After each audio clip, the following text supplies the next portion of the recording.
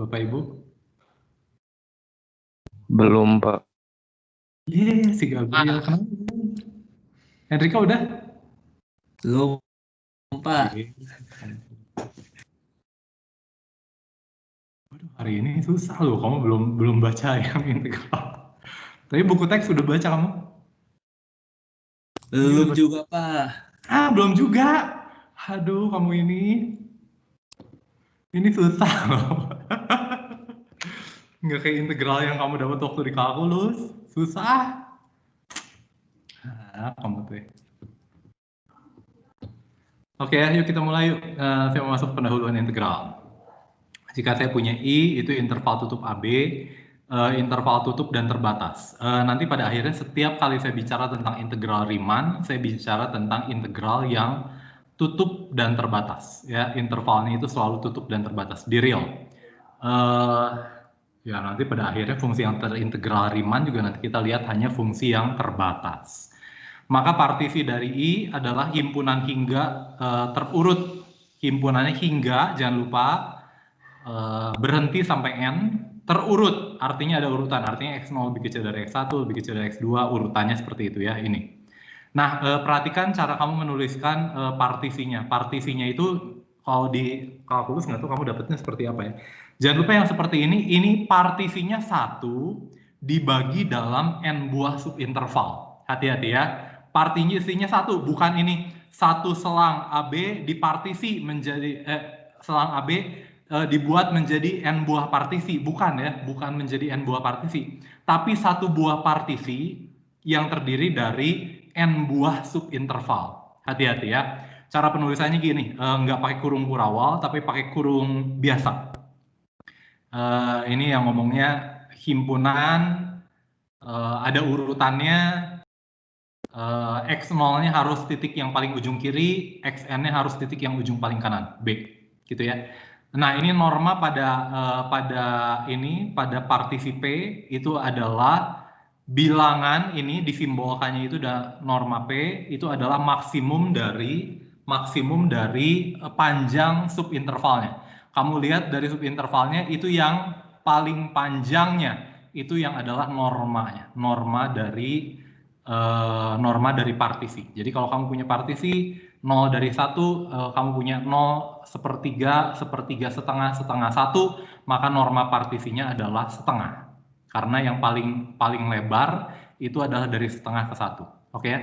Jika titik TI ini dipilih dari subinterval II, II-nya adalah ini ya, XI min 1, XI untuk setiap I dari 1 sampai N, maka titik ini disebut, jangan tag lah ya, saya ngikutin terjemahan Pak Oki aja, pakai label dari subinterval I, label dari subinterval I. Oke ya, jadi himpunan pasang terurut ini, aduh kebayang ya kamu ya belum baca, aduh. Kalau dulu zaman dulu saya integral itu pertama kali masuk itu pakai integral Darboux, makanya nggak susah. Kamu pertama kali masuk udah edisi 3, edisi 4 ini langsung pakai integral Riemann beneran. Saya pakai integral Darboux dulu. Aduh, kamu nggak baca dulu lagi. Himpunan pasang terurut ini, himpunan pasang terurut P dot ini adalah tag partisi berlabel. Itu adalah apa? Itu adalah himpunan pasangan berurut.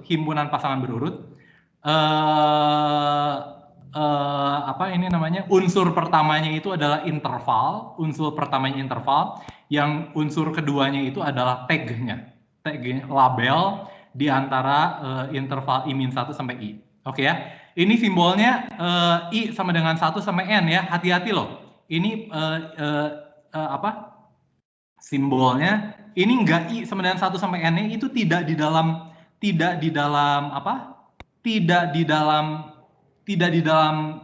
himpunannya. Jadi bukan dalam kurung ini titik 2 I sama dengan 1 sampai N, bukan loh, itu beda sekali. Karena ketika saya ngomong partisi itu ini satu buah partisi. Kalau kamu I-nya itu di dalam, maka satu buah subinterval dengan TI itu adalah anggota dari P dot ya. anggota dari P dot. Oke. Intinya kamu menulisnya seperti ini karena saya pengen satu buah kesatuan. Partisi itu satu buah kesatuan. Jadi unsur partisi itu ya seluruhnya itu dari A sampai B.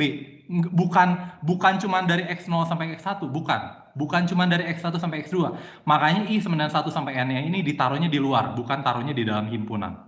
Oke ya, ini disebut partisi berlabel dari I, jumlah Riemann F dari himpunan AB ke real ini yang berkaitan dengan partisi berlabel P dot. Ini adalah SF titik koma P dot. Ini penulisannya, waduh banyak sekali yang harus kamu lihat ya. Penulisannya ini adalah didefinisikan sebagai jumlahan dari F dikali F di titik wakil, di titik labelnya dikali dengan X dikurangi X min 1. Nah, ini contohnya ini adalah jumlah Riemann ya. Kalau dulu waktu di kalkulus, biasanya kamu ambil jumlah Riemann dengan panjang subintervalnya itu sama panjang. Dalam hal ini kita mau lebih umum, tidak harus sama panjang. Ya, ini X0, X1, X1, X2, X3, X4, ini ya. Jadi ini adalah sebuah partisi berlabel. Ada ininya, ada subintervalnya, ada labelnya. Dalam hal ini adalah tag. Ini buatnya di LaTeX loh, weh, sombong. Sombong.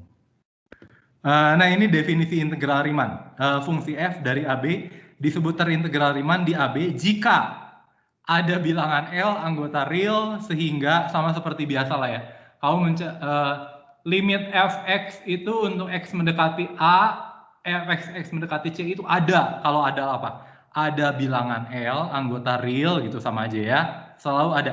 Jadi ketika saya membuktikan dia terintegral Riemann, kamu harus punya calonnya. Kamu harus punya calon L-nya. Pak, gimana saya bisa membuktikan terintegral Riemann tanpa ada calon L-nya? Itu yang nanti kita sebut adalah kriteria Cauchy. Persis seperti yang sebelum-sebelumnya lah. Persis seperti sebelum-sebelumnya.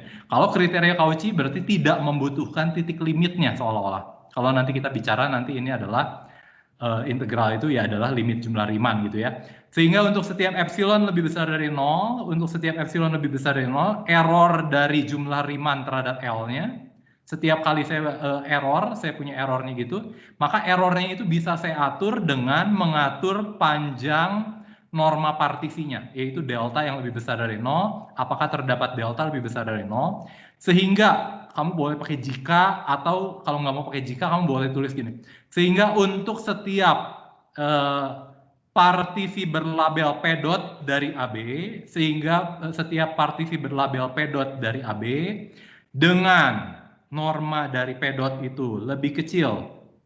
Ini salah ya, bukan lebih kecil. Lebih kecil 9 atau lebih kecil? Saya lupa. Lebih kecil atau lebih kecil? Oh, salah ya, lebih kecil. Tapi pada akhirnya bisa dibuktikan kalau ini lebih kecil sama dengan, di sini juga lebih kecil sama dengan. Itu ada di latihannya, kamu bisa nanti coba ya. Jadi ini ketika norma dari P dot ini, norma dari label partisi berlabelnya itu kurang dari delta, ini seharusnya tidak ada sama dengannya, maka SF P dot min L-nya itu kurang dari epsilon. Oke ya, semua fungsi yang terintegralkan di Riemann dinotasikan dengan Riemann AB ini. Riemann AB ini. Nah, oke, dalam hal F anggota real AB, maka bilangan L-nya tunggal. Ini sudah dibuktikan di videonya Pak Wono. Baru kemarin saya lihatnya. Wah, saya udah lihat, kamu belum lihat. Dituliskan L-nya itu adalah apa? Integral ABF, atau juga dituliskan integral fx dx AB. Ini boleh. Kamu mau nuliskan ada X-nya, tidak ada X-nya, boleh saja. Selain itu, bila integral hanya berbeda pada sejumlah hingga titik, maka integral pada AB dapat dibuktikan juga sama. Sejumlah hingganya nanti pakai induksi kalau nggak salah ya, pakai induksi. Dimulai dari 1, itu sudah dibuktikan di videonya Pak Wono. Nah, coba kita lihat yang ini. Ini sebenarnya sudah dibuktikan juga untuk di videonya Pak Wono, tapi di Pak Wono 01 dan belum selesai. Ada yang sudah nonton belum ya videonya Pak Wono? Siapa yang sudah nonton videonya Pak Wono? Bapak Ibu, ada yang sudah nonton videonya Pak Wono? Wih, Leon udah nonton videonya Pak Wono. Leon, kamu tahu nggak apa bedanya? Nanti kamu perhatikan ya, apa bedanya pembuktian saya dengan pembuktian Pak Wono? Selain A dan B-nya antara 0 dan 1. Antara A dan B-nya 0 dan 1. Coba kamu lihat ya. Nah, secara umum sebelum membuktikan keterintegralan suatu integral, keterintegralan dalam arti kita selalu di sini bicara keterintegralan Riemann ya. Nanti kamu belajar ke depan ada keterintegralan Lebesgue, keterintegralan Riemann Stieltjes. Nanti ada banyak keterintegralan itu. Nah, nanti yang kita akan bicarakan selama ini hanya akan terintegral Riemann. Nanti ada sedikit bagian di minggu depan kita bahas tentang keterintegralan Lebesgue. Nah, secara umum sebelum membuktikan keterintegralan suatu integral menggunakan definisi, kita perlu ini udah. Dalam ini berikut adalah salah satu trik untuk membuktikan keterintegralan. Jadi membuktikan keterintegralan itu susah banget. Itu susah banget. Susah banget. Susah. Pertama, kita memerlukan L.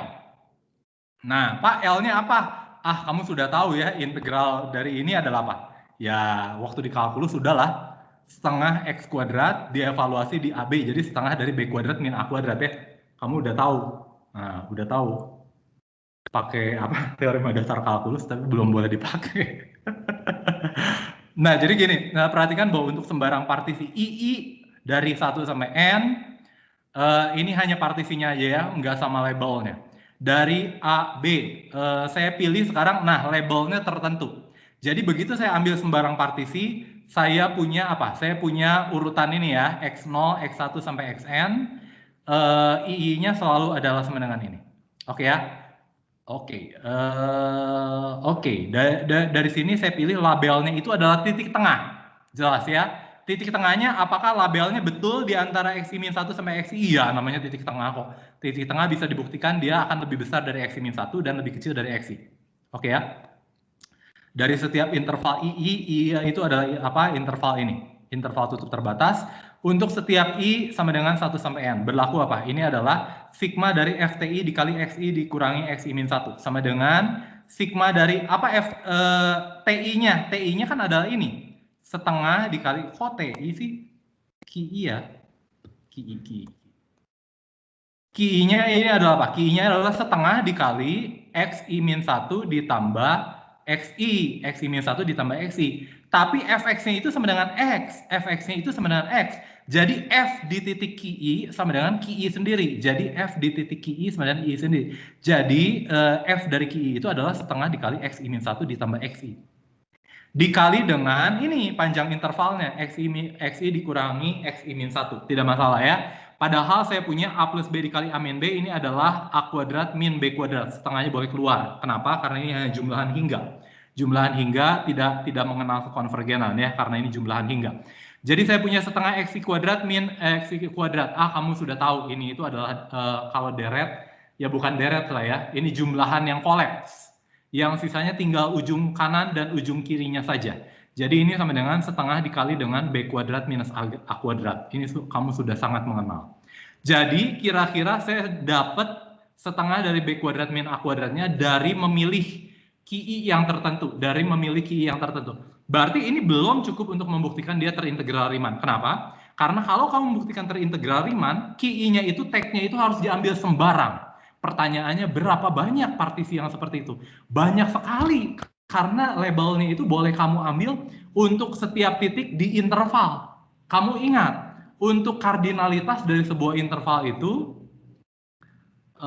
kardinalitasnya lebih banyak dari bilangan asli, himpunan tak terhitung. Oke ya, wah jadi banyak sekali. Membuktikannya susah sekali. Nah, ambil sembarang epsilon lebih besar dari 0. Ini biasa ya, kan mau membuktikan ini. Membuktikan terdapat bilangan L. Oke, L-nya saya sudah dapat colonnya, setengah dari B kuadrat minus A kuadrat. Untuk membuktikan ini, ambil sembarang epsilon lebih besar dari 0, akan dipilih delta lebih besar dari 0, dicari, sehingga untuk setiap kali saya punya partisi berlabel P dot dari AB dengan norma dari P dot itu lebih kecil dari delta, akan ditunjukkan bahwa jumlahan Riemann itu jaraknya ke L itu adalah errornya terhadap L itu akan kurang dari epsilon, gitu ya. Oke, jadi ambil sembarang epsilon lebih besar dari 0, akan dicari delta positif, sehingga untuk setiap partisi berlabel, untuk sembarang partisi berlabel P dot, ya ini partisi berlabel, kalau ada dotnya sudah ada labelnya. P tag partition dari AB dengan norma dari P dot itu lebih kecil dari delta, berlaku SF P dot minus setengah dikali B kuadrat min A kuadrat lebih kecil dari epsilon. Oke. Nah, ini kita coba kotretan ya. Dalam hal ini adalah apa? Dalam hal ini saya pilih key dotnya itu adalah partisi berlabel dengan partisi yang sama dengan P. Nanti kalau saya ambil P, jangan lupa partisi P ini berarti belum ada labelnya. Tapi labelnya dalam hal ini saya pilih key yang sama dengan di atas. Artinya saya punya apa? Artinya sekarang saya punya SF P dot. Kalau P dot ini adalah apa? P dot ini adalah sembarang partisi berlabel. Sembarang partisi berlabel dengan norma partisinya itu kurang dari delta. Jadi saya punya norma dari SF P dot min SF Q dot ini sama dengan jumlahan dari ini dikurangi jumlahan dari ini. Oke ya. Jangan lupa saya masih menggunakan partisi yang sama, cuman menggunakan label yang berbeda. Label yang umum itu yang untuk yang P dot, yang TI ini. Label yang tidak umum itu yang QI, yang dipilih adalah titik tengah antara XI dan XI-1. Jadi saya punya ini adalah FTI dikali ini, dan FQI dikurang ini. FTI adalah apa? FTI adalah TI sendiri. FQI adalah apa? FQI adalah QI sendiri. Jadi ini adalah apa? Jumlahan TI dikali ini ditambah di jumlahan itu dikurangi ini, tentunya ini akan berubah menjadi apa? Jumlahan TI dikurangi QI dikali dengan XI dikurangi XI-1. Norma dari ini ya. Jadi ini tentunya adalah apa? Jangan lupa, ini itu saya jadi seolah-olah punya apa? Ini kan seolah-olah jadi saya punya ini ya. XI kurangi XI-1-nya udah pasti positif kan? Kamu tahu ya? Ini mah udah pasti positif. Tapi ininya bisa negatif. Ini bisa positif, bisa negatif. Nah, jadi saya punya seolah-olah kan gini. A1 min A2 dikali dengan X A1A gini aja ya. Ini. Sorry.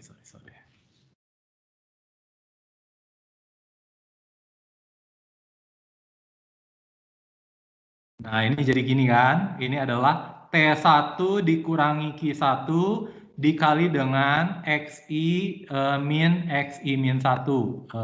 Ini X1 dikurangi X0 berarti ya. Ini ditambah dengan, ini dua unsur aja. T2 min Q2 dikali dengan X2 min X0. Maka, oke ya, mutlak dari ini tentunya akan lebih kecil dari apa? Lebih kecil dari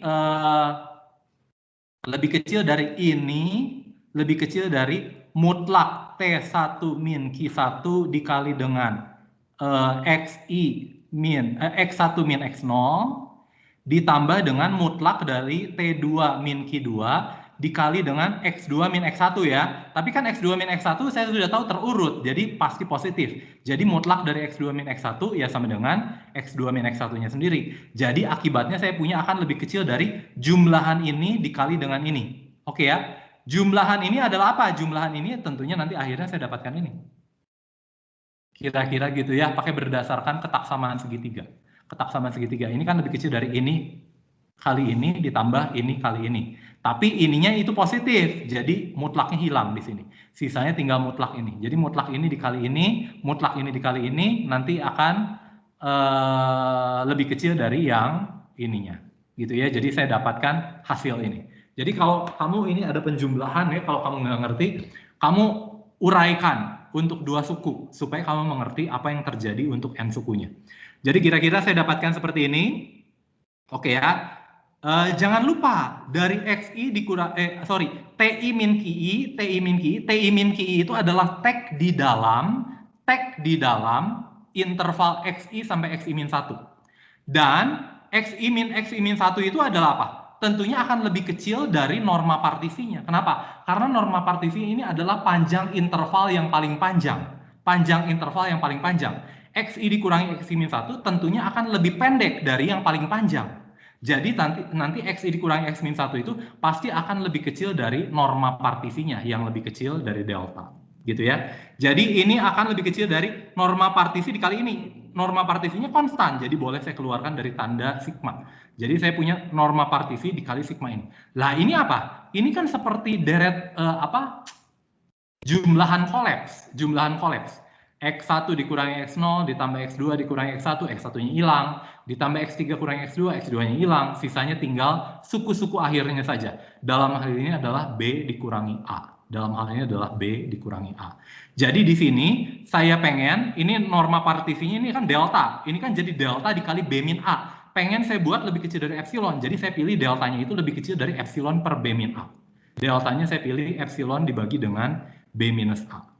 Dalam hal ini, jadi saya akan dapatkan apa? Jadi saya akan dapatkan ambil sembarang partisi berlabel P dot gitu ya dari AB dengan norm P dot norm label partisi berlabel P dot ini kurang dari delta. Waduh, ini baru menjelaskan ini udah setengah jam. Dan Q dotnya itu partisi berlabel dengan partisi yang sama dengan P, partisinya sama tapi labelnya beda. Partisinya sama tapi labelnya beda. Oke ya, jadi saya punya apa? Jadi ini SFP dot min SFQ dot. SFQ dot ini adalah apa? Ya, sama dengan setengah dikali B kuadrat min A kuadrat. Jadi saya punya sekarang SFP kuadrat min setengah B kuadrat. Ini kan yang saya mau. Ini pengen lebih kecil dari epsilon. Padahal SFP dot min SQ dot ini sudah kita jabarkan akan lebih kecil dari norma partisi P dot dikali dengan B minus A. Tapi dalam hal ini norma partisi P dotnya itu akan lebih kecil dari delta, dengan delta itu epsilon dikali B minus A, sehingga nanti akan lebih kecil dari epsilon per B min A dikali B min A adalah epsilon. Sampai sini ada yang mau kamu tanyakan? Aduh, kamu tidak baca. Pak, saya nggak ngerti. Ya pasti nggak ngerti. Gimana Deborah yang nggak ngertinya apa?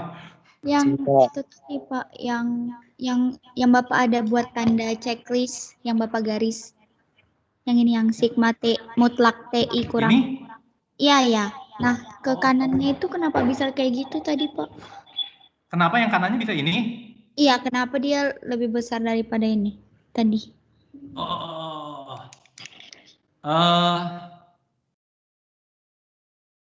Ya, oke.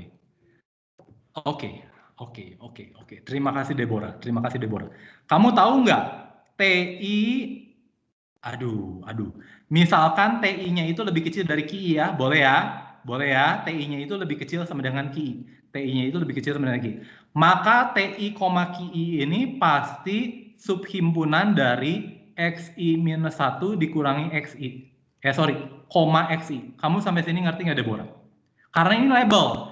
Dua-duanya ini label dari tag partisi ini. Label dari subinterval ini. Jangan lupa yang namanya label itu harus di dalam interval. Jadi TI, QI, ini selang TI, QI, kalau TI-nya dianggap lebih kecil atau sama dengan QI, maka selang ini itu pasti akan ada di selang XI-1 sama XI. Sampai sini oke, Deborah? Oke Pak, yang itu. Nah, oke. Pertanyaannya, berapa panjang ini? Panjang ini kan pasti akan lebih kecil dari maksimum dari XI kurangi XI min 1, I-nya dari 1 sampai N jalan. Yaitu adalah norma partisinya. Jadi ini kan pasti akan lebih kecil sama dengan panjang ini ya. Panjang dari ini, distance panjang dari ini, tentunya akan lebih kecil dari apa? Tentunya akan lebih kecil dari norm partisinya. Gimana sih Pak?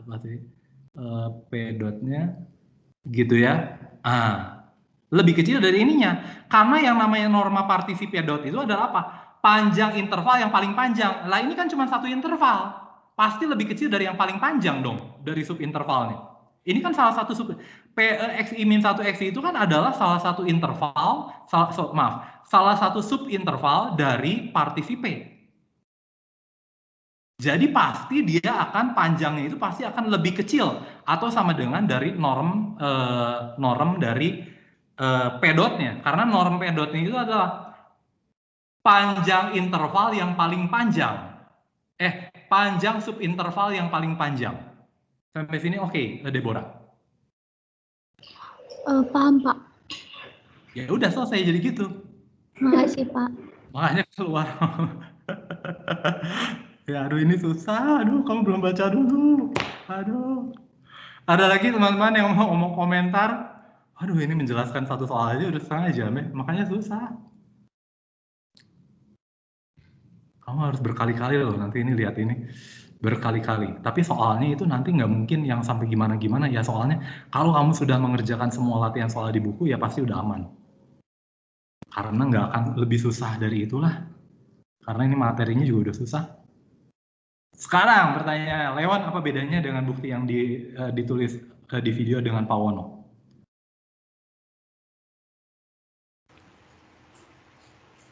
Boleh lihat note ya. Kalau yang si Pak Wono kan A-nya oh ya, di video maksudnya, Pak. Iya, gimana? Maksudnya di video kan A sama B-nya angka, Pak, bukan variabel. Terus nggak seumum itu kotretannya. Kalau kotretan ini kan di umum ya kelihatannya, Pak. Oke. Ya nanti supaya saya nggak spoiler, kamu nanti lihat dulu di videonya Pak Wono ya. Lihat dulu di videonya Pak Wono. Nah, teknik ini juga nanti akan dipakai nanti kalau kamu latihan untuk menggunakan membuktikan fx sama dengan x kuadrat, x anggota AB. Nanti saya pilih key-nya itu apa supaya nanti keluarnya setengah dari B pangkat 3 dikurangi A pangkat 3 supaya keluarnya. Saya pilih. Ya tentunya kamu tahu ya, nanti kuadratik, nanti Q kuadrat, nanti ya ada aturannya lah, kamu tahu itu mah dari aljabar, saya nggak usah ngasih tahu. Di buku juga ada ya, jadi fx sama dengan x kuadrat, trik yang sama. Fx sama dengan x kuadrat, trik yang sama. Nah, yang berikutnya ini sangat umum sekali ya, biasanya kita selalu bertanya fungsi-fungsi seperti ini. Jadi nanti yang kita tanya ke kamu, suruh buktikan fungsi dia terintegral Riemann, wah sedikit sekali. Pasti biasanya fungsi yang aneh-aneh, contohnya Dirichlet iris 0,1 misalkan. Atau fungsi yang seperti ini, fungsi tangga. Kamu bisa baca definisi fungsi tangga di buku ya. Fungsi tangga itu artinya apa? Nilainya itu hanya berhingga. Jangan lupa selalu kita lihat itu pada fungsinya nanti pada akhirnya harus yang pada interval tutup dan terbatas. Selalu pada interval tutup dan terbatas. Oke ya. Nah, buktikan ini biasanya ini ya, soal standar lah ini. Kalau kamu nggak bisa, wah cilaka. Buktikan fungsi fx sama dengan 1 ketika x-nya dari 0 sampai 1. 2 kalau x-nya dari 1 sampai 3. Satunya masuk di aturan pertama. Dia buktikan dia terintegralkan Riemann. Oke ya. Kamu sudah tahu, perhatikan bahwa integral ini sama dengan 5. Kenapa? Karena ini cuma menghitung luas daerah. Luas dengan bawahnya alasnya 1, tingginya 1. Alasnya 2, tingginya 2. 2 kali 2, 4. 4 tambah 1, 5. Jadi ini 5. Jadi ini akan menjadi L-nya. Oke ya. Jadi yang saya lakukan adalah apa? Ambil sembarang epsilon lebih besar dari 0. Seperti biasa, akan dicari delta positif, sehingga untuk setiap partisi berlabel P dot, II, TI, jangan lupa penulisannya hati-hati sekali. Dari 0,3 dengan norma partisinya P dot kurang dari delta, berlaku SF titik koma P dot dikurangi 5 itu lebih kecil dari epsilon. Ini normal ya, biasa saja. Nah, teknik ini nanti juga dipakai untuk misalkan membuktikan fungsi Thomae. Fungsi Thomae kalau kamu masih ingat, fungsi yang kayak gunung, ingat ya? Gitu. Yang makin ke bawah makin banyak titik-titiknya. Nah, fungsi Thomae di 0,1 dia juga terintegralkan Riemann. Tapi fungsi Dirichlet tidak terintegral Riemann ya. Jadi saya punya fungsi yang tidak terintegral Riemann. Di kalkulus kan kamu belum tahu ada fungsi yang tidak terintegral Riemann. Oh ada Pak, fungsi yang tidak terbatas. Ya, terima kasih. Fungsi yang tidak terbatas memang tidak terintegral Riemann. Karena nanti pada akhirnya bisa kita buktikan kalau dia terintegral Riemann, maka dia pasti terbatas. Oke ya. Akan dicari delta positif sehingga oke, saya tadi mau ngomong ini ya. Nah, ini satu teknik yang sering juga dipakai. Nanti pemisahan P dot-nya itu, pemisahan partisi berlabelnya itu berdasarkan partisi dengan label tertentu dengan partisi dengan label tertentu. Biasanya dipisahkan seperti ini. Nanti kamu bisa punya PN dot gitu ya, dengan labelnya yang mana, yang satu labelnya yang mana kira-kira. Kira-kira seperti itu. Banyak sekali nanti pembuktian menggunakan itu. Jadi partisinya itu berdasarkan labelnya. Jadi misalkan misalnya P1 dot itu adalah sembarang partisi, ingat partisinya sembarang, dengan labelnya di antara 0 dan 1. Labelnya di antara 0 dan 1. Tentunya di sini nilai fx-nya untuk partisi ini dengan labelnya di 01, fx-nya sama dengan 1. Ini enggak ya, enggak selalu ya. X-nya kan bisa di luar. Oke, ini salah ya. Ini salah, maaf. Kenapa ini salah ya? Karena ini hanya labelnya di 01. Intervalnya itu bisa lebih besar dari 1, intervalnya itu. Sehingga nilai fx-nya itu belum tentu 1. Kamu ngerti ya? Ngerti Pak? Ya, terima kasih. Dan 2 dot itu adalah sembarang partisi dengan labelnya itu di 1,3. Ini juga salah. Ini juga salah ya, maaf ya. Ini salah. Kling. Ini salah. Pak, maaf. Jelas bahwa pertanyaan? Kenapa salah Pak? Tadi agak masih kurang ngerti Pak. Gimana? Kenapa fx sama dengan satunya sama fx sama dengan 2-nya itu salah? Kenapa tadi Pak alasannya? Oke, terima kasih ya. Jadi kalau saya punya itu partisi dari 01 ya. Partisi dari 01. Misalkan 01-nya di sini. 01-nya di sini gitu ya. Nah, tapi kan nanti bisa saya ambil titiknya di sini. Saya ambil titiknya di sini. Kalau saya ambil titiknya di sini, ini titiknya di sini, ini saya ambil, jangan lupa, ini hanya labelnya loh. Ini adalah label terakhir, misalkan label TK-nya, ini label terakhir di sini. Kalau label di sini, berarti nilai fungsinya kan bisa di sini. Betul, di sebelah kiri itu nilainya 1, di sebelah kanan kan nilainya bisa 2. Ingat, ini hanya labelnya yang di antara 01. Intervalnya bisa lebih besar dari 1 dan bisa lebih kecil dari 1. Kamu ngerti nggak, Leon? Ini cuma labelnya di 1. Labelnya maksimum di sini. Kalau ini label, kan begitu saya punya subinterval, saya bisa pilih labelnya di mana aja kan? Kalau labelnya ini kebetulan di tengah-tengah sini, ini labelnya itu di 1. Labelnya ini paling besar 1. Kalau labelnya ini 1, kan intervalnya bisa lebih besar dari 1 dan lebih kecil dari 1. Leon. Kamu ngerti? Iya, Pak. Paham, Pak. Jadi fx-nya tidak harus sama dengan 1. Kalau kebetulan kamu ambil intervalnya itu di bawah 1, ya betul. Tapi kan ini nggak ngomong partisi, bukan partisi dari 01 ya. Bukan partisi dari 01, tapi partisi dengan labelnya yang di 01. Labelnya yang di 01. Partisinya saya nggak tahu berapa.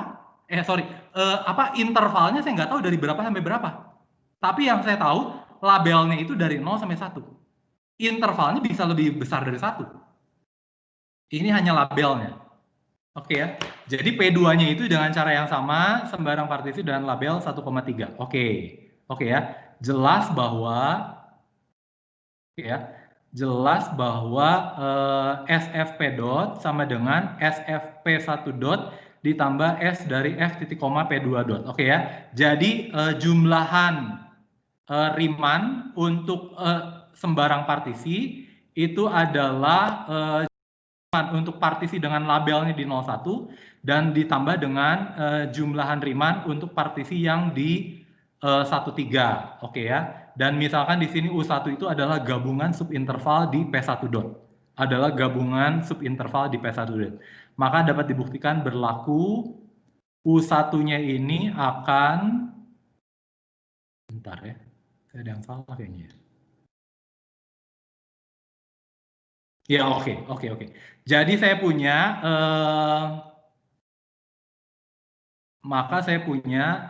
U1-nya itu gabungan intervalnya akan terletak dari 0 sampai 1 minus delta sampai 0 plus 1 plus delta. Kenapa ya? Kenapa seperti itu ya? Bentar ya, saya agak lapis. Nah, yang ini itu harus kamu buktikan. Ini itu harus kamu buktikan bahwa ini subset dari ini harus subset dari sini. Bagaimana cara membuktikannya? Ambil sembarang unsur di sini, buktikan dia unsur di sini. Jelas dia akan anggota subinterval, tapi yang rada repot harus dibuktikan apa? Dibuktikan bahwa labelnya itu harus lebih kecil sama dengan 1. Karena ini U1 itu adalah gabungan subinterval di P1. Artinya apa? Labelnya itu harus lebih kecil sama dengan 1. Labelnya itu harus lebih kecil atau sama dengan 1. Jadi untuk membuktikan dari ini, inklusi pertama, ini jelas bahwa dia itu anggota anggota XK-1 sampai XK, jelas untuk suatu K. Karena untuk suatu K, maka dia anggota gabungan subintervalnya, jelas.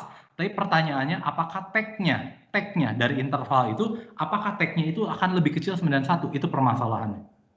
Ya, jadi di buku nanti kamu coba lihat juga, nanti kamu bisa buktikan bahwa tag-nya itu ternyata lebih kecil 91 juga. Sehingga setiap kali saya ambil unsur di sini adalah anggota dari unsur di sini. Dengan cara yang sama, bagaimana membuktikan U1 subset dari sini? Ambil sembarang unsur di sini, saya punya unsur di sini, dengan cara yang sama tag-nya itu, dia harus lebih kecil atau sama dengan 1, buktikan unsurnya itu lebih kecil dari 1 plus delta. Dan lebih besar dari 0. Lebih besar dari 0 jelas lah ya. Yang harus kamu buktikan, dia harus unsur sembarang kamu ambil unsur di sini, dia harus lebih kecil dari 1 plus delta. Itu kamu nanti coba ya, kamu coba. Jadi kira-kira intinya adalah ini. Jadi saya punya, ini adalah 01. Saya punya di sini sekarang, saya punya 01. Misalkan saya punya di sini itu adalah tag terakhirnya. Kalau saya punya tag terakhirnya di sini, maka paling besar kan ini misalkan TI itu adalah apa? XI-1 sampai XI dong. Betul ya? Tapi XI-1, XI- ini kan lebih kecil dari delta yang adalah norma partisi. Jadi ini nanti 0,1 ini pasti akan lebih kecil dari 0,1 plus delta yang ini. Sembarang setiap kali saya ambil partisi itu. Dengan cara yang sama, setiap kali saya ini, misalkan saya punya partisinya di sini. Misalkan ini adalah XK-1 sampai XK. Jadi saya punya ini paling kecil, dia akan U1-nya ini apa? Akan memuat interval ini 0 sampai 1, ini panjang intervalnya adalah delta. 0 sampai 1 minus delta. Jadi U1-nya ini gabungan subinterval dengan tag di sini pasti akan subhimpunan dari paling besarnya itu adalah 0 sampai 1 plus delta, paling kecilnya itu 0 sampai 1 minus delta. Sampai sini oke? Karena panjang interval ya. Jadi ini saya ambil kasus khusus dengan tag-nya itu adalah ujung kirinya. Kalau tag-nya itu ujung kiri, maka ujung kanannya itu intervalnya itu tentunya adalah ujung 1 plus delta. Pasti lebih kecil dari delta. Jangan lupa norma partisnya lebih kecil dari delta. Berarti panjang ini itu akan lebih kecil dari delta. Kira-kira seperti itu ya. Jadi saya punya ini 0, 1 min delta lebih kecil dari ini. Oke ya. Akibatnya saya punya apa? SFP1 dot, ini jumlahan Riemann dari fx sama dengan apa ini deh? Ini fx sama dengan apa deh? Oh, fx sama dengan ini, fungsi tangga ini, fx sama dengan fungsi tangga. Ini akan lebih kecil dari apa? Akan lebih kecil dari apa ini? Ini kan sebenarnya jumlahan Riemann ini. Ini tingginya 1 ya. Jumlahan Riemann ini akan lebih kecil dari ini 1 plus delta dikali 1. Kamu ngerti nggak? Ini kan deltanya. Nanti ini dikali maaf yang merah ya, maaf. Yang ini pasti akan lebih kecil dari ini. Yang merah itu adalah apa? Yang merah itu seolah-olah adalah SFP1 dot. Lebih kecil sama dengan apa? Lebih kecil dari panjang dari dari 0 sampai 1 plus delta dikali dengan tingginya 1. Ini.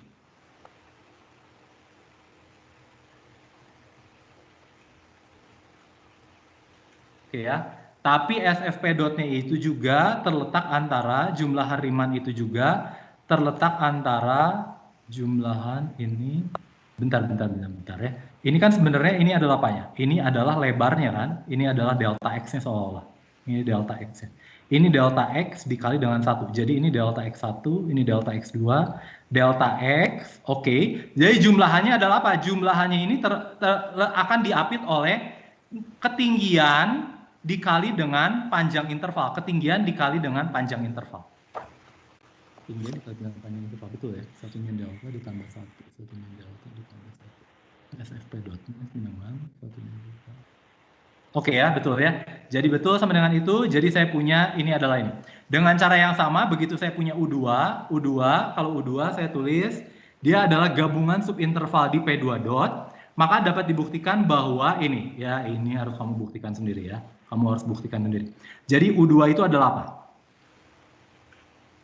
U2 itu adalah gabungan interval, gabungan subinterval dari partisi P dengan ininya dari 1 sampai 3. Ini tagnya. Kalau tagnya 1 sampai 3, ini tagnya ini tulis tag. Ini T-nya itu 1 sampai 3, maka yang paling rendah bisa saya ambil ini sebagai XK-nya gitu ya. Ini XK minus 1-nya. XK minus 1-nya tentunya adalah 1 minus delta. 1 minus delta. Berarti nanti yang paling kecilnya itu terletak antara 1 minus delta sampai 3, dan kalau saya ambil ini ujung kirinya, tag satunya ini adalah ujung kirinya, ini adalah misalkan X. Ini adalah XI minus 1 sampai XI, maka ini itu panjangnya itu sampai di sini adalah delta. Maka ini akan jadi SFP dotnya, SFP2 dot itu, maaf. Ininya U2-nya itu terletak antara 1 plus delta, 3, 1 plus delta, 3.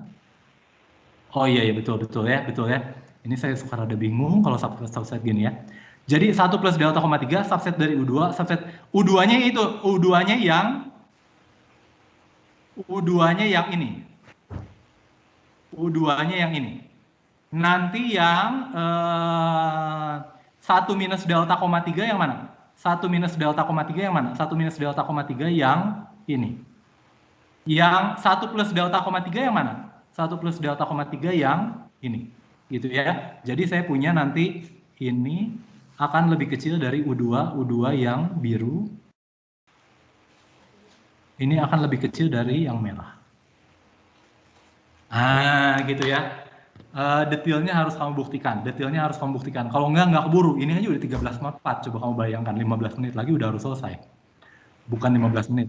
Kalau sesuai dengan ketentuan ITB 40 menit ya. 40 menit. Seharusnya sekarang sudah selesai. Ya udah. Akibatnya saya punya apa? Kalau saya jadi jumlahan dari ini adalah apa? Ini panjang interval.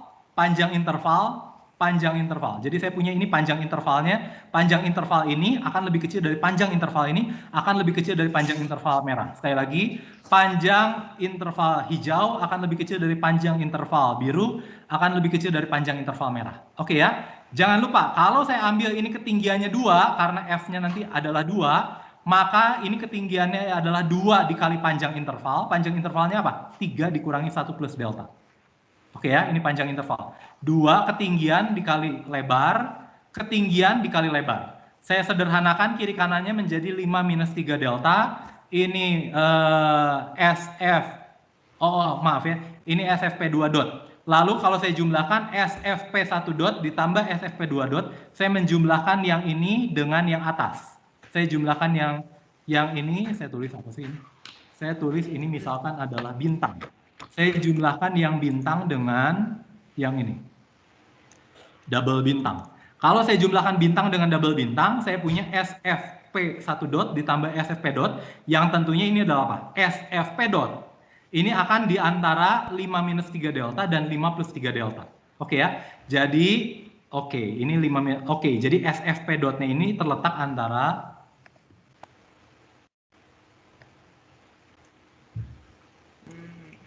SFP dotnya itu terletak antara 5 minus 3 delta sampai 5 plus 3 delta. Akibatnya 5-nya bisa saya ambil. Jadi SFP dot ini lebih kecil sama dengan 3 delta.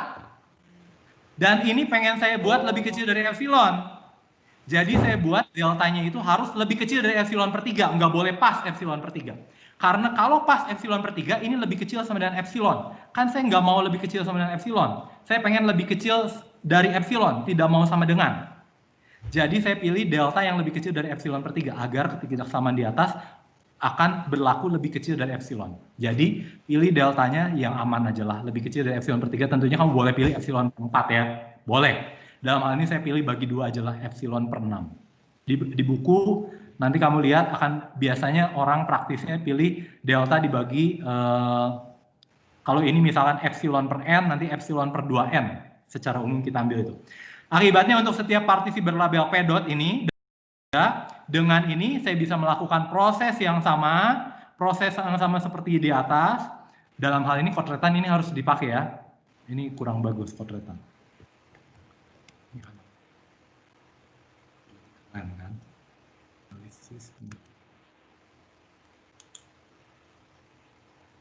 Jadi saya punya apa? Ini itu akan lebih kecil sama dengan 3 delta. Padahal deltanya itu apa? Deltanya itu epsilon per 6. Jadi epsilon per 2. Epsilon per 2 lebih kecil dari epsilon. Pas. Ada yang mau kamu tanyakan? Susah kan? Iya, kamu nggak mau baca dulu sih. Pak, mau nanya dong. Iya, yang perempuan. Dulu, nanti yang lelaki. Yes, pertanyaan. Buat yang U1 itu kan, yang Bapak checklist itu yang ada bintang 2. Itu Ya. kan tekanannya 1 dikali 1 plus delta ya, Pak? Ya. Bukannya kalau udah lebih dari 1 tuh berarti dia tingginya jadi 2 ya, Pak? Ya nggak masalah toh. Kan dia tetap lebih kecil dari SFP dot. FP1 dot. Oh, jadi diambil 1 aja gitu ya, Pak? Iya, diambil 1 aja yang gampang. Oke, Pak. Seolah-olah gini loh, gini. Kan saya punyanya gini. Fungsinya itu memang cuma segini. Tapi kan segini itu lebih kecil dari ini. Siapa ini Nona namanya? Michelle, Pak. Michelle. Ini itu kan lebih kecil dari ini. 1 plus delta. Betul nggak? Padahal SFP dot itu hanya menghitung ini, FP1 dot. Betul nggak lebih kecil dari 1 dikali 1 plus delta? Betul nggak, Michelle? Betul, Pak. Ya betul kan? Nggak salah kan? Ya, oke, Pak. Makasih, Pak. Ya, oke ya. Bagus sekali. Terima kasih untuk pertanyaannya. Terima kasih. Jadi nanti ini itu yang tanda bintang itu menghitung antara apa? Antara luas ini 1 minus delta, antara luas yang hitam ini yang sampai 1 sampai yang luas yang hijau sampai 1 plus delta. Betul kan? Nggak salah kan? Betul. Ya, yang lelaki, sorry, pertanyaan. Pak, boleh scroll dikit ke bawah? Ya. Siapa namanya ini? Leon, Pak, Leon. Oh, Leon. Yang sudah baca, yang udah nonton. Yang mana, Leon? Contoh 3. Enggak, masih nomor yang sama, Pak. Oh, iya. Itu saya mau nanya 2, Pak. Yang pertama, kalau deltanya epsilon per 3, itu nanti jadinya yang mutlaknya itu sama dengan epsilon, itu nggak boleh ya, Pak? Kecil sama dengan epsilon nggak boleh ya berarti? Loh, definisi kamu kan lebih kecil. Oke, Pak. Definisi kamu kan lebih kecil. Leon, ya bergantung dari definisi kamu. Ini juga salah ya, norma partisinya kurang dari delta. Tapi nanti bisa dibuktikan kalau ini lebih kecil sama dengan, ini lebih kecil sama dengan juga. Ya, bisa dibuktikan. Oke, Pak. Oke, Kemudian, terima Pak, kasih. Ya, pertanyaan yang lain? Ini, Pak. Saya masih agak bingung kenapa Nama kita siapa harus... nama? Masih Leon, Pak. Oh, masih Leon. Ya, gimana Leon? Saya masih bingung, Pak, kenapa kita kenapa kita misalkan U1 sama U2, Pak? Ya, intinya saya pengen intinya apa? Saya pengen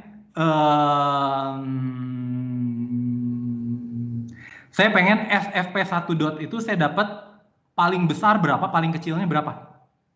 Paling besarnya berapa, paling kecilnya berapa? Makanya saya membangun U1 ini.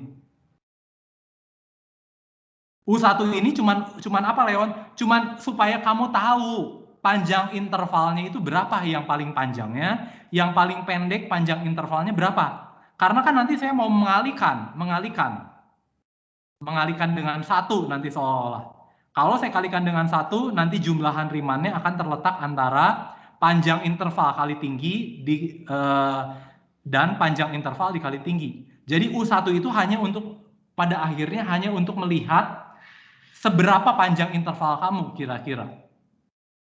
Supaya nanti saya pakai di SF.P1 dot ini, SFP1 dot ini.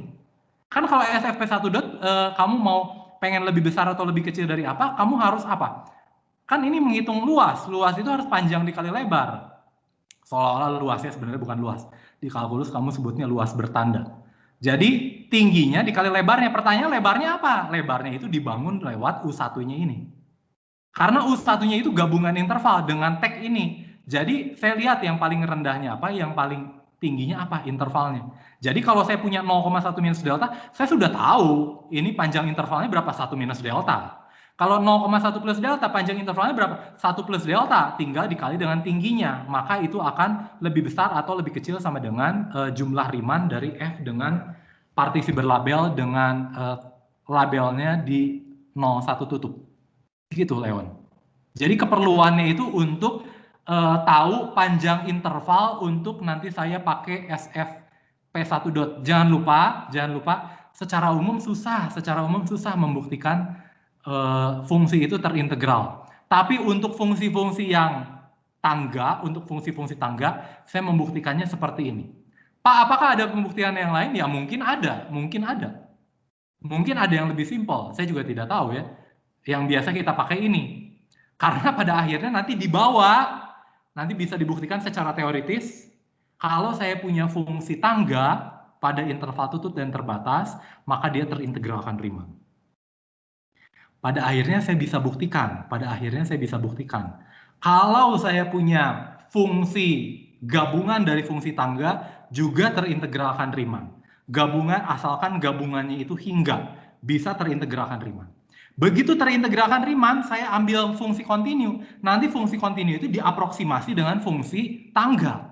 Karena bisa diaproksimasi dengan fungsi tangga, nanti pada akhirnya bisa saya buktikan bahwa dia terintegralkan Riemann juga. Nanti pada akhirnya setiap fungsi kontinu dan fungsi monoton. Fungsi monoton gimana? Ya nanti pada akhirnya kita hampiri juga dengan fungsi tangga. Fungsi tangganya apa? Nanti kamu lihat pakai kriteria Cauchy, teorema Apit, nanti saya perlu minimum dan maksimum dari nilai fungsi di subinterval itu. Nah, saya ngomong gini kan kamu bingung kalau kamu belum baca. Bingung, susah sekali ini, susah. Makanya saya suruh kamu baca dulu. Susah, ini susah bahannya.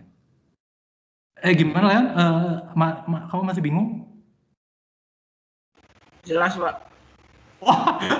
Bisa jelas? Bukan jelas bingung, Pak. Maksudnya saya udah mengerti, Pak.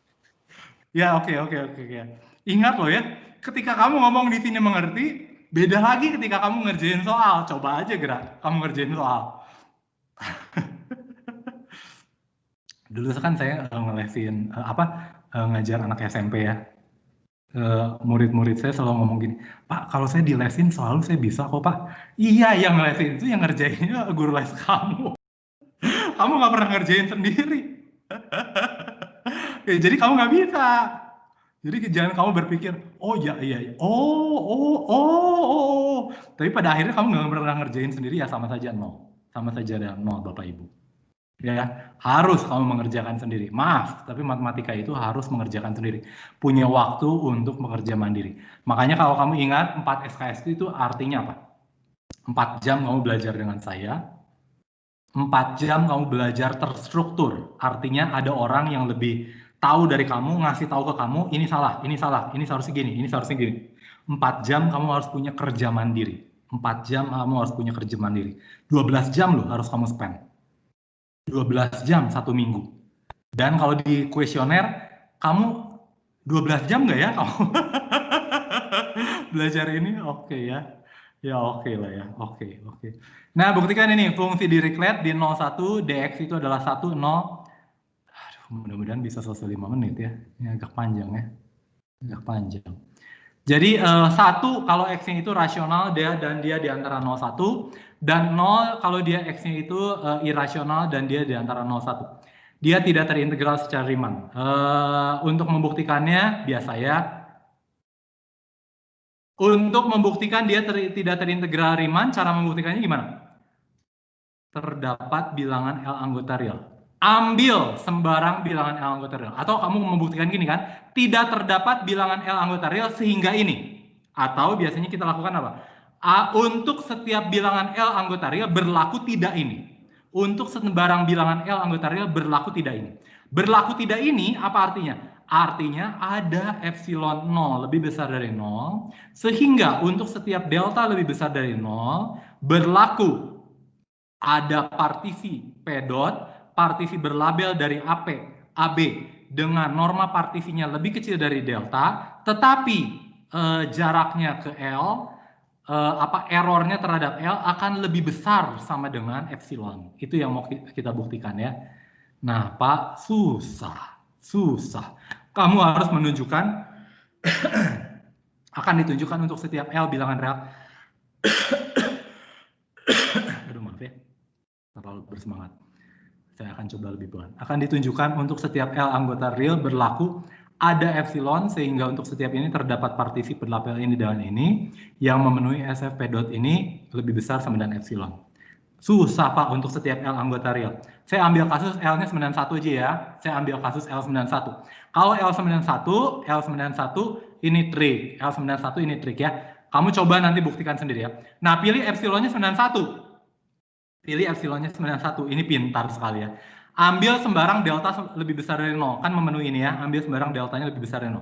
Terdapat partisi. Ambil partisi berlabel. Partisinya terserah kamu lah. Pokoknya dia akan lebih kecil dari delta. Deltanya udah saya ambil sembarang. Partisinya terserah kamu. Tapi labelnya saya ambil bilangan irasional. Bagus ya, pintar sekali. Begitu labelnya saya ambil bilangan irasional, F dari TI itu sama dengan 0. Sehingga jumlah Riemann itu sama dengan 0. Sehingga 0 min 1 itu sama dengan 1, sama dengan epsilon. Nah, pintar sekali kan? Jadi artinya dia FFP dotnya ini akan lebih besar sama dengan epsilon. Itu kalau L-nya sama dengan 1. Kalau L-nya sama dengan 0, coba saya pengen tahu. Kalau L-nya sama dengan 0, pilih partisi P-nya seperti apa? Partisi berlabel apa sih? Partisi berlabel P dotnya saya pilih seperti apa? Pilih epsilonnya dengan 1 lagi lah ya. Pilih partisi berlabelnya seperti apa? Kalau L-nya sama dengan 0. Supaya epsilonnya sama dengan 1 juga. Ide?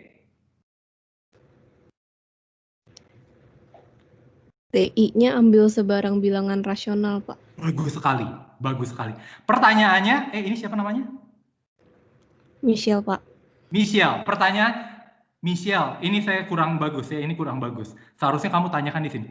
Ambil TI sembarang bilangan irasional di II. II itu adalah apa? XI-1 sampai XI ya. Pertanyaannya, apakah ada? Michelle, ada nggak bilangan irasional di XI-1 sampai XI? Interval II. Ada nggak ya?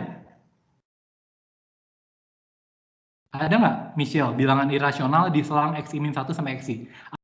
Rasional di antara XI-1 sampai XI di selang di interval II. Ada, Apakah Pak? ada? Michelle, ada nggak?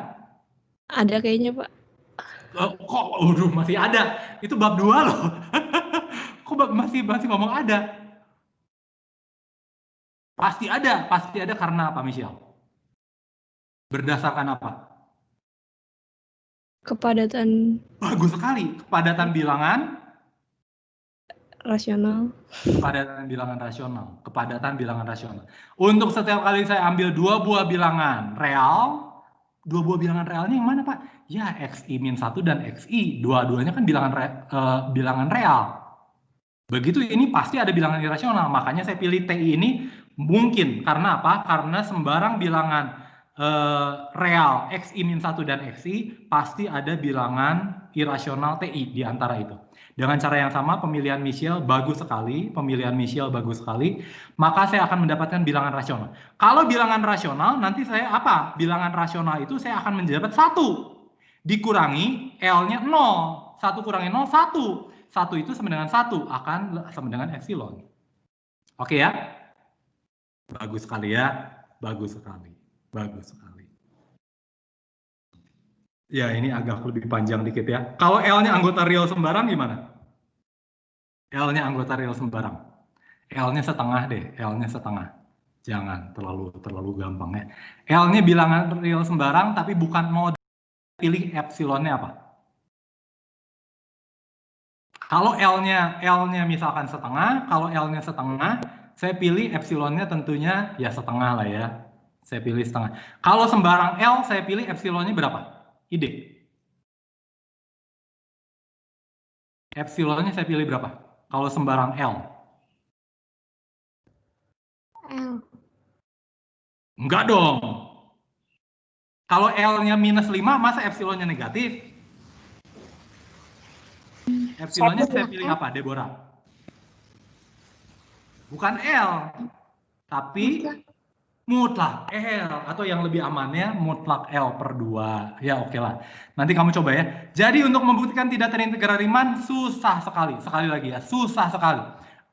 Membuktikannya gimana? Untuk setiap bilangan real, kamu harus buktikan tidak berlaku ini. Susah sekali ya. Jadi oke ya, kita cepat saja. Oke ya. Kuisnya kamu nanti bisa kerjakan sampai hari Minggu jam 9 malam ya. Kuisnya gampang sekali. Yang nggak gampang sekali, panjang, tapi gampang sekali. Nah, coba kamu lihat beberapa sifat integral Riemann. Misalkan F dan G ini terintegral Riemann AB. Jika K anggota Riemann, maka K kali F-nya itu anggota Riemann AB. Dan integral KF-nya itu sebenarnya K dikali integral ini ya. Saya sarankan kamu coba lihat buktinya. Sehingga kamu mengerti. Kalau ini mah gampang, membuktikan ini gampang. Kalau nanti udah kasus eksplisit, waduh susah. Kalau ini membuktikan secara teoritis gampang. Di Pawono sudah dibuktikan yang F tambah G. Ya, yang di buku kamu coba buktikan ini. Yang terbatas juga gampang. Nanti pada akhirnya andaikan dia tidak terbatas, maka saya punya subinterval sehingga dia akan lebih besar dari bilangan real manapun. Nanti akan kontradiksi dengan dia akan terbatas. Kira-kira seperti itu ya. Nanti kamu coba sendiri. Buktinya bahkan sudah ada di slide saya. Bukti lebih rinci. Nah, udah gitu. Nah, yang biasanya kita pakai, yang kita sebut adalah kriteria Cauchy. Kontraposisi dari sifat terakhir.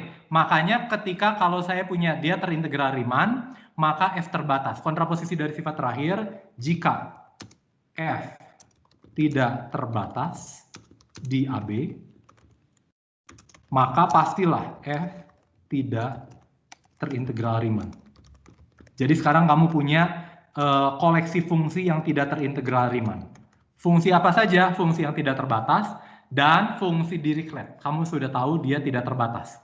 Dirichlet dikali dengan fungsi karakteristik apa aja? 0,1 ke, interval 1,2 ke, interval setengah 1 ke, dia pasti tidak terintegral Riemann. Oke ya. Nah, ini kriteria Cauchy-nya. Buktikan fungsi Dirichlet ini tidak terintegral Riemann. Caranya gimana? Jika dan hanya jika fungsi F terintegral Riemann, jika dan hanya jika untuk setiap epsilon ada eta, etanya ini pengganti delta, oke ya. Jika sehingga untuk setiap P dot dan Q dot partisi berlabel dari AB dengan norma partisinya lebih kecil dari masing-masing lebih kecil dari eta, maka SFP dotnya kurangi SFQ dotnya ini akan lebih kecil dari epsilon. Jadi untuk membuktikan dia terintegral Riemann cukup dibuktikan menggunakan Cauchy. Secara teoritis itu juga nanti yang akan dibuktikan di kriteria teorema Apit. Oke ya.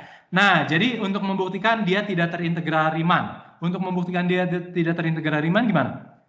Buktikan ada epsilon lebih besar dari 0.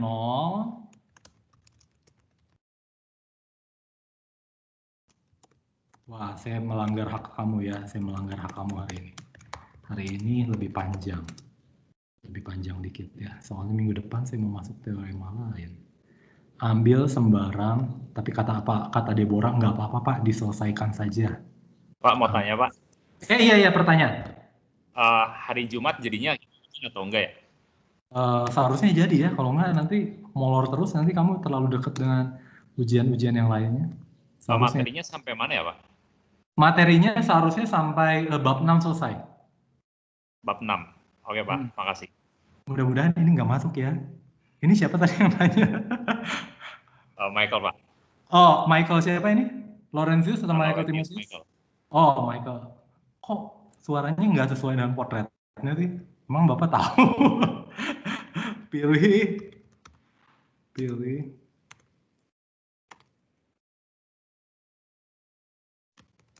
Pilih var epsilon tentunya 91 kamu tahu ya. Karena ya dengan alasan yang tadi ya. Kamu coba sendiri lah ya. P dotnya itu ambil sembarang dengan kan ini oke. Nanti kan ambil sembarang eta lebih besar dari 0, gitu ya, akan ditunjukkan ada norma partisi. Partisinya terserah kamu, asalkan norma partisinya kurang dari eta dan keduanya kurang dari eta. Pertanyaannya, partisi berlabel P-nya seperti apa? P-dotnya apa, Q-dotnya apa? Tolong kasih tahu ke saya. Supaya nantinya ini norma mutlak dari SFP dot dikurangi SFQ dot ini sama dengan 1. Tolong kasih tahu ke saya. P-dotnya apa, Q-dotnya apa?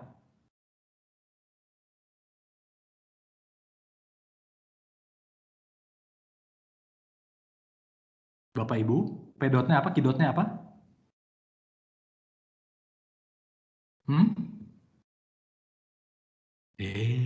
Michelle, P-dot dan Q-dotnya apa?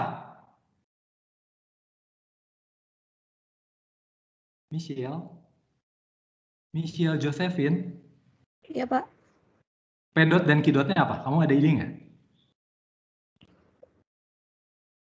Ya kalau saya panggil kamu berarti ada hubungan dan sebelumnya. P-dot dan Q-dotnya apa?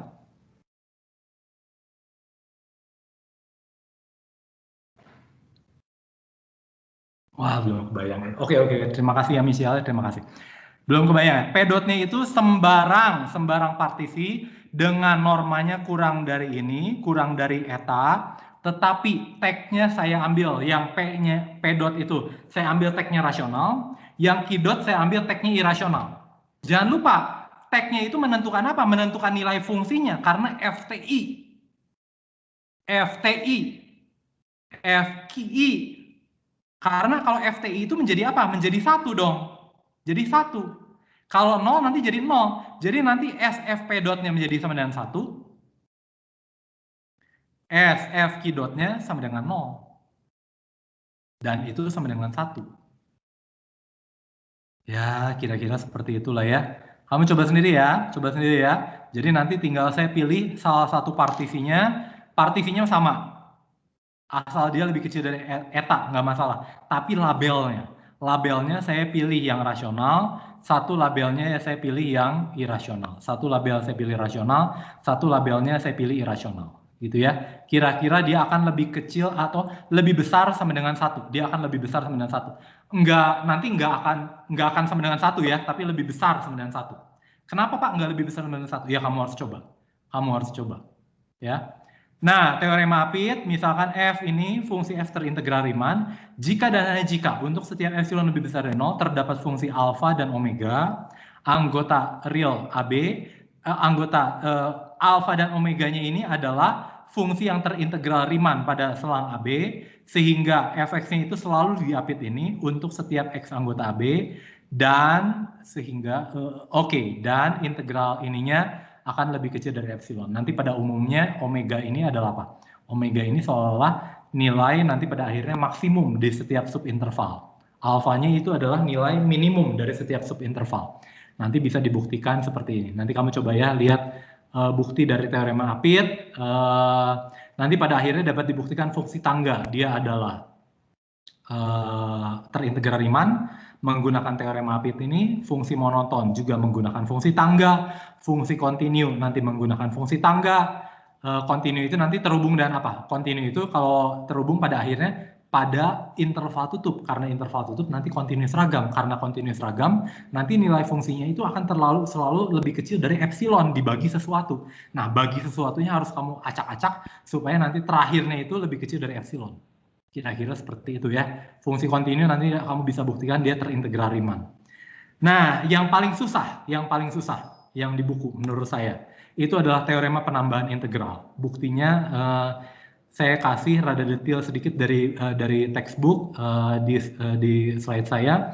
Kalau saya punya F dan C-nya anggota AB, F-nya anggota ini, jika dan hanya jika restriksi dari fungsi tersebut pada AC dan CB terintegral Riemann. Oke ya. Jadi kalau salah duanya terintegral, maka yang lainnya terintegral. Gitu kira-kira ya, teorema penambahan integral. Dan ini sulit. Nanti kita akan perkenalkan minggu depan, kita masuk ke keterintegralan Darboux.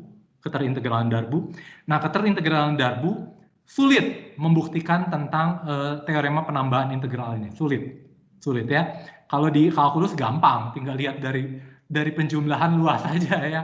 Tapi secara umum susah. Oke ya, jadi akibatnya teorema penambahan integral ini kamu bisa dilihat di buku juga. Definisinya kalau fungsi ini pendefinisian kalau alfa sampai alfa ini sebenarnya 0. Ini alfanya bilangan real ya. Betanya juga bilangan real.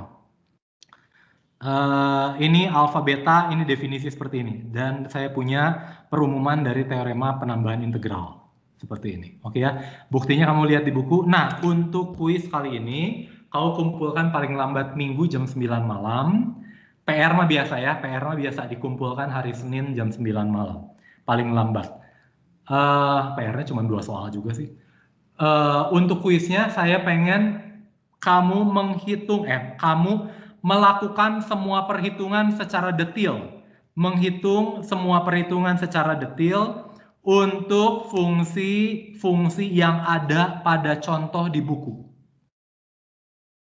Ya, jadi di buku kalau nggak salah ada 7 contoh. Ada 7 contoh. 5 contoh di subbab 7.1, 2 contoh di subbab 7.2. Hanya kuisnya itu hanya kamu menuliskan ulang. Tapi saya tidak mau ada detail yang terlewat. Saya tidak mau ada detail yang terlewat. Contohnya ini ya. Mana sih? Ini ya, introduction. Saya tidak mau ada yang terlewat. Contohnya apa? Ini bab 6, bab 7. Nah, contohnya yang ini ya, membuktikan yang tadi, yang ini. Saya tidak mau ini terlewat, kamu harus buktikan. Dengan cara yang sama, nanti untuk membuktikan yang satu lagi. Untuk membuktikan yang satu lagi, yang terletak antara 2 plus delta dan 2 minus delta ya. Dan yang ini mah saya sudah ya, sama seperti yang tadi lah, sudah oke. Nah, seperti ini. Saya tidak mau kamu nulis seperti ini. Gx itu adalah himpunan seper n ini bilangan asli, Gx-nya sebenarnya 0 untuk 0 sampai 1. Ternyata ini terintegral Riemann dengan integralnya itu sebenarnya 0. Jadi kamu lihat nanti saya bikin 2 partisi P0 dengan partisi P1. P0 itu adalah apa? P0 itu adalah partisi dengan tag-nya itu adalah yang ini, tag-nya itu adalah 1 sampai ini, di E ini, bilangan E ini. Kalau E1 nanti dengan tag-nya yang bukan ini. Jadi dipisah. Jadi saya punya SGP dot ditambah SGP1 dot. Nah, kamu sudah tahu Gx-nya itu lebih kecil dari epsilon. Loh, pertanyaannya, kalau Gx-nya lebih kecil dari epsilon, kenapa SGP0 dot-nya itu langsung tiba-tiba epsilon, lebih kecil dari epsilon? Pertanyaannya. Oke ya. Di P0 ini jelas Gx itu lebih kecil dari epsilon. Pertanyaannya, kenapa SGP dot-nya sekarang lebih kecil dari epsilon? Itu masih meninggalkan tanda tanya. Itu harus dibuktikan. Saya pengen kamu benar-benar mengerti contohnya. Kalau kamu contohnya sudah benar-benar mengerti, saya bayangkan kamu akan jauh lebih gampang untuk mengerjakan latihan. Oke ya. Nah, ini juga 7.1.7 ini fungsi Tomai. Nanti bisa saya buktikan fungsi terintegralkan dengan integralnya itu adalah 0. Di ini mah tidak banyak ya. Nah, ini cuma 2 contoh saja. Ini membuktikan dia tidak terintegral Riemann. Ini fungsi apa? Ini yang tadi saya omong. Fungsi Dirichlet di 01 dan fungsi 03 dibuktikan menggunakan kriteria Cauchy. Oke ya. Setelah itu 7.2 tidak ada lagi. Nah, menurut saya menarik. Oh, ini masih ada. Ini example-nya masih ada. 1, 2. Oh, ada 4 berarti ada 4. Ya, oke lah ya. Oke. Jadi, kamu tidak usah membuktikan teoremanya sama hanya kamu baca dan kamu nikmati sepanjang minggu ini. Kalau kamu punya waktu, kalau tidak punya waktu, hanya kamu kerjakan latihan saja sekali lagi. Jadi contoh soalnya kamu kerjakan sekali lagi, tapi saya tidak mau ada sesuatu yang ditanda tanyakan. Ya, itu saja. Ada yang mau kamu tanyakan? Pak, sekedar ingin Ya, pertanyaan. Siapa namanya? lagi, Pak. Siapa ini? Nama saya Ian Sebastian, Pak. Oh iya, Ian Sebastian. Udah lama nanya. Mana ini? Ya, Pak. Itu saya, Pak. Ya. Ini kurang berkaitan sama materi hari ini Pak, tapi maaf saya pengen memastikan lagi. Jadi di hari Jumat itu kita belum ada rencana yang jelas buat ujian ya Pak ya? Kemungkinan besar ujian. Kemungkinan besar Pak? Kalau nggak ujian ya berarti saya masuk integral 7374. Wah, Oke, lumayan. iya. Tapi Pak, 7172 aja susah. kalau misalnya akan ada kabar tuh kira-kira kita bisa diberitahu kapan ya Pak ya? Saya akan kabari secepatnya ya. Saya hari ini tanyakan ke grup dosen. Seharusnya hari ini langsung keluar jawabannya. Saya usahakan hari ini. Ya, Untuk kamu bahannya sendiri sampai 7,2 atau sampai 6? Bab 6. Kalau kamu mau 6,4 ya? belajar sampai 7.2 ya boleh. Siap Pak. Oke ya, terima kasih Ian. Ada pertanyaan Baik, Pak, lain? makasih banyak. Ya, Besok sama-sama. kita kan tutor ya Pak. Iya. Kalau